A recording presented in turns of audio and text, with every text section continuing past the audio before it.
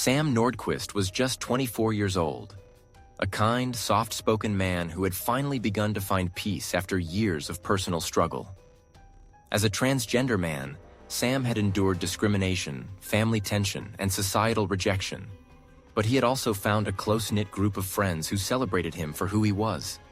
He loved animals, had a gentle way with words, and was known for making everyone in the room feel safe. In early January 2025, Sam's friends noticed something was off. He had suddenly gone dark. No texts, no calls, no online presence. At first, some hoped it was just a much-needed break. But after 2 days of silence, dread began to settle in. Sam was not the kind of person to vanish without a word. Something was deeply wrong. His inner circle began reaching out to authorities, reporting him as missing. But what they got in return was something they didn't expect: indifference. Officers reportedly told them that Sam was an adult, probably just taking time off. No urgency, no alert. Despite multiple pleas, police didn't issue an official missing person bulletin until 9 full days after Sam had vanished. For his friends and chosen family, those 9 days were an endless loop of panic, searching, and helpless waiting. And behind the scenes, far away from Minnesota, something horrific was unfolding in the small town of Hopewell Junction, New York. On February 18, 2025, police were called to a quiet residence in Hopewell after an anonymous tip claimed a dead body was inside. What they found shocked even seasoned investigators. Sam's lifeless body was discovered in the basement of a rental property. His condition was described as deeply disturbing. He had been restrained for over a month, starved, beaten, mentally broken. There were signs of prolonged torture, visible injuries across his arms, legs, and torso. But the most chilling part? The people responsible weren't strangers.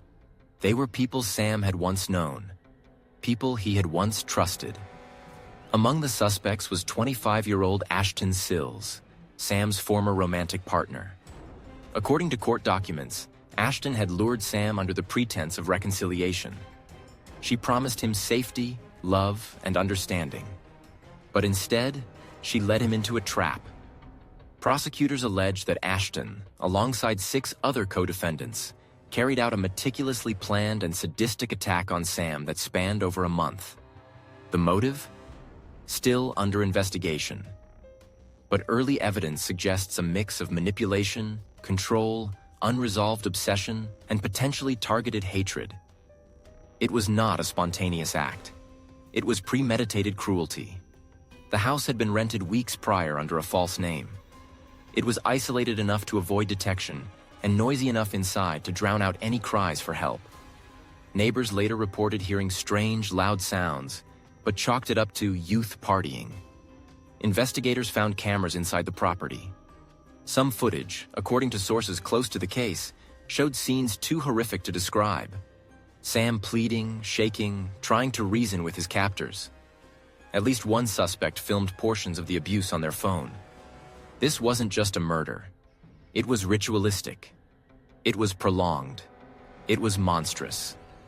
The suspects charged included not just Ashton, but friends, housemates, and even a cousin, each playing a different role. Some helped restrain Sam. Others delivered the abuse. A few, prosecutors say, were simply present and did nothing. All 7 are now facing charges ranging from first-degree murder to kidnapping and unlawful imprisonment. Their mugshots show a mix of blank expressions and smug grins. For those following the case, it's not just horrifying, it's infuriating. How could this many people become complicit in something so evil? And how could it have gone unnoticed for so long? In court, disturbing messages were presented. Text exchanges between the suspects laughing about Sam, mocking his identity, calling him slurs. It became clear that this wasn't just a personal vendetta. There were elements of transphobia, sadism, and psychological torment.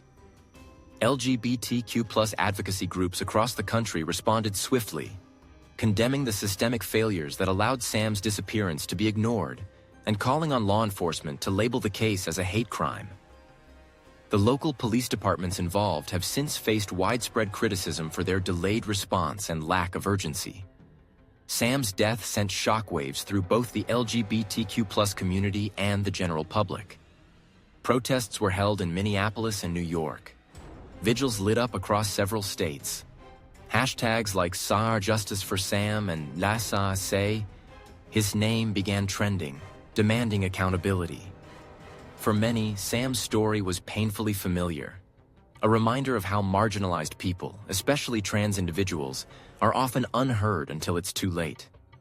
His friends, speaking through tears, described a kind-hearted man who never wanted revenge, only peace. "Sam trusted too easily," one friend said, "and they used that against him." As the trial looms, prosecutors say they will pursue the maximum penalties. But the deeper wounds, societal, institutional, and emotional, won't be so easy to address. Why wasn't the case prioritized earlier? Why did it take nearly a month to find him? Could he have been saved? These are the questions echoing in the hearts of millions, especially those who know what it's like to scream for help and hear nothing back. Sam's case has now sparked renewed calls for reform in how police departments handle missing persons, especially from marginalized communities. And so we return to the start, not with closure, but with a haunting reminder. Sam Nordquist's story didn't end the day he died. It continues through every person who speaks his name, every protester demanding change, and every system being pressured to do better. His legacy is not what was done to him, but what will be done because of him. If his life meant something to you, don't let his death be forgotten. Subscribe to Crime Chronicles for more real cases that expose the truth behind the headlines. Digging deeper into the background of the accused revealed disturbing patterns. Ashton Sills, once considered by some to be charismatic and caring, had a long history of manipulation and controlling behavior in her personal relationships. Past partners and acquaintances have come forward since the arrest, alleging that she often used emotional abuse and coercion to dominate those closest to her. Some even described her as obsessed with control.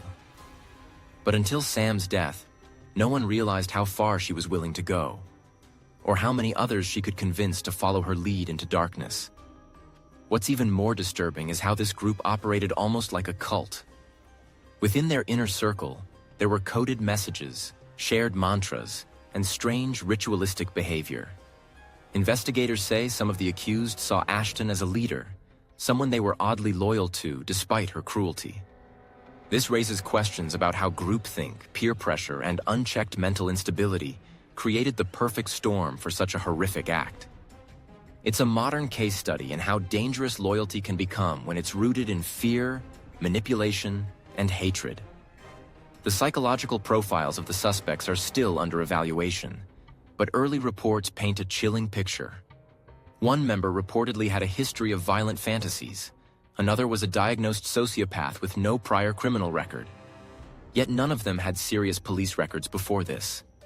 They were seemingly ordinary young adults, some in college, others holding day jobs, masking an inner darkness no one expected. Prosecutors are pushing to keep all 7 in custody without bail, citing the extreme nature of the crime and the likelihood of mental instability and reoffending. The legal defense has already begun trying to reframe the case.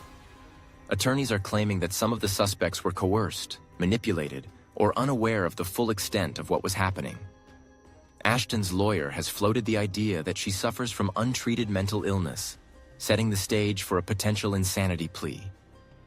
But for Sam's loved ones, those arguments feel hollow. "They had a choice," said Sam's best friend during a press conference. "They could have opened that door, called someone. They didn't. They chose to be monsters." Sam's story is now being used to push for real legislative change. Activists are lobbying for what's being called Sam's Law, a bill that would require missing persons reports involving LGBTQ+ individuals to trigger immediate response protocols. Similar to Amber Alerts, the proposed system would include social media notifications, local law enforcement updates, and digital outreach within hours of a report. Advocates argue it's the only way to prevent delays like the one that may have cost Sam his life. So far, the proposal has bipartisan interest and could be introduced at the state level this summer. Meanwhile, memorials for Sam have grown from local events to national symbols. A mural painted in Minneapolis shows Sam surrounded by soft light, with the words, "You are not forgotten." In New York, a community center held a candlelit walk attended by over 2,000 people. Sam's family, initially private and quiet, has now become one of the loudest voices in this movement. His mother, in a rare interview, said, "We didn't just lose our son. The world lost someone who would have made it better." True crime fans, justice seekers, and everyday citizens have rallied behind this case, not out of morbid curiosity, but out of shared outrage. This wasn't just a tragedy. It was a failure of humanity, compassion, and the systems meant to protect us. It forced people to confront the uncomfortable truth that in some places, in some lives, cries for help still go unheard. Sam was loved. He mattered. And he was failed at every level, from the people who hurt him to the institutions that ignored him. As we wait for the trial to begin, new evidence continues to emerge. Forensic teams are still analyzing devices, including cloud backups that may contain more footage and messages. The prosecution is reportedly building a case for life sentences across the board, and the public is watching closely. But no matter the outcome, nothing will undo the pain left in the wake of this senseless act. Sam's name is now etched in a long, tragic list of victims who didn't have to die, but did, because no one stepped in soon enough. And that's what makes this story linger. Not just the cruelty, but the missed chances to stop it. The ignored messages, the brushed-off pleas, the neighbors who heard something but didn't want to get involved, the police who hesitated, the silence that allowed evil to grow louder. Sam's murder is a crime, but it's also a wake-up call. If this story reached you, if it made you feel something, don't let it end here. Speak his name. Share his story.